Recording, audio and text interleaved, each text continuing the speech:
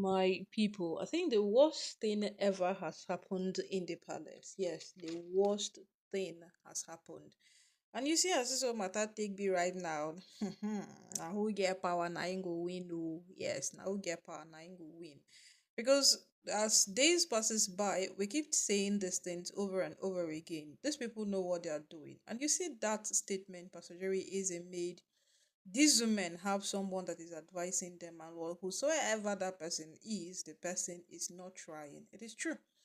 Because every single day they do, day after day, every single thing they do, night after night, it is just a proof that they are just here to scatter whatever it is that the only has built over time. Yes, that is what they are here for.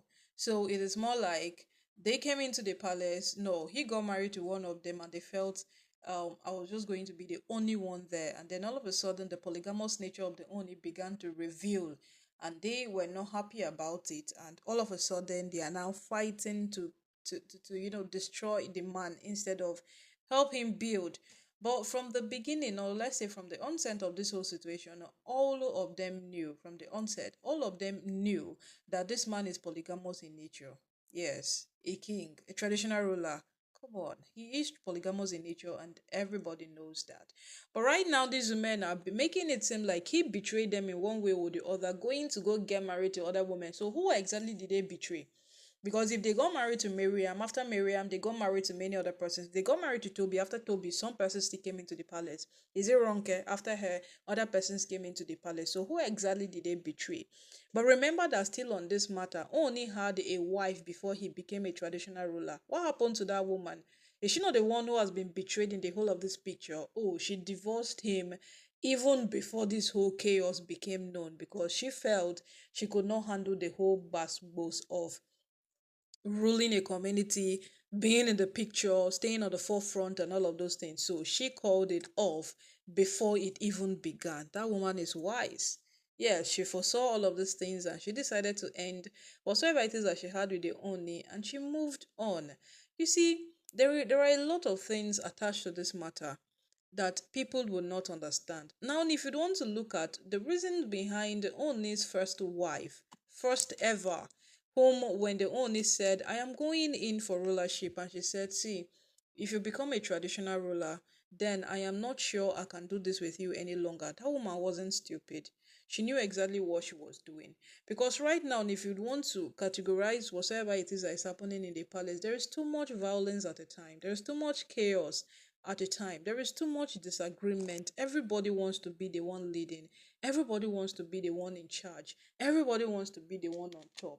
It has just become like there is no meaning to which you would wake up and then you will find these women doing something or the other that will contradict the main essence of the palace. Remember what Oni's stepmother said. She said that if you come into the palace, it is more like the palace is so violent that you would not even want to stay for a day. Because of what? Because of the things they have already put out there, the impression people already have, and what people already know about the palace. That is it. Now they can't what? Hear otherwise. It is very bad to turn someone who is good in bad in people's sight to become good all of a sudden. It is so difficult. So in an attempt to do that, you might implicate yourself too. So now anybody that wants to give us a good picture of the palace better be prepared, because right now we don't even know which one is which. Yes, we don't know which one is which. So my people, this is it. Oh, the women, the wives, the only have gotten married to, have decided to drag him once again. Yes, they have decided to drag him once again. They are saying that he is quite incompetent. I think, in the midst of them dragging him, the way they bring his father into the picture so effortlessly, it is always alarming. Yes, it is always also alarming. Like, okay, you want to drag this man, go ahead and drag him. They will now go and hold his father and bring him into the picture. You are not, you are not being supportive. You are a biased father-in-law. You are this, you are that. They keep on calling him names upon names upon names. And the last time we checked, it is not in Oni's father's place to come and make decisions for the Oni. This man tried this thing once. It did not go well. And he completely called himself off trying to make decisions for his son. He had his own time of rulership. Oni's father ruled, and when his time passed, he came to a conclusion that now it is my son, and I will give him the room to rule the way he wants to rule. And as it stands right now, in any single thing he does, he's intruding into the young man's rulership. Yes. Well, he might say that only it's not that only is matured, he's approaching 50. So definitely no matter what happens, he has the right to make decisions of his own. That is why you see the women of Ileife, they don't completely make decisions for him. They chip in ideas, they sell ideas to him and tell him that what do you think of this? If we do this, it might be nice. And then there are still the same persons who will tell you that the end of this matter lies in the hands of the Oni. But these are people that when the Oni wants to do something and they protest, he will stop. When the Oni wants to do something and they wake up one morning and tell him that, see, we are not convinced about this thing you are doing. Just calm down. Let it be this way. He listens.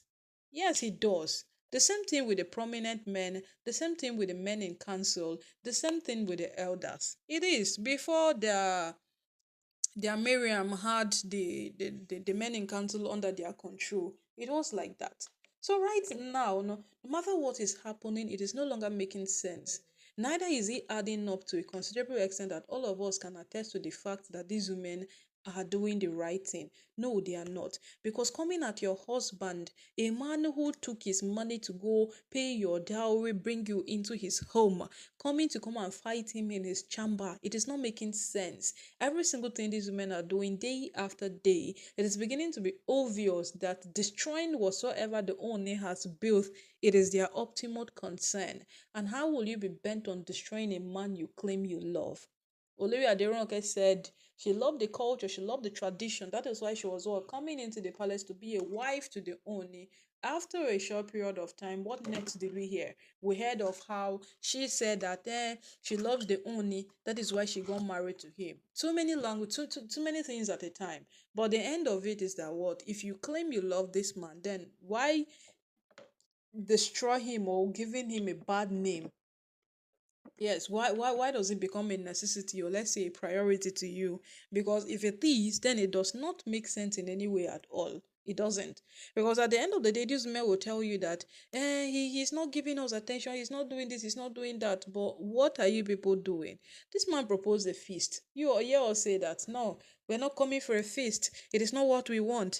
Every single thing he proposes, people will say, no, it is not what we want. We are not doing this, we are not doing that. So what do you expect him to do? I don't know what they expect him to do. But at the end of the day, now all of us got that day. And now all of us go see as this whole matter go play out. Because the end of this matter will always, always be very brutal for this woman. They know that.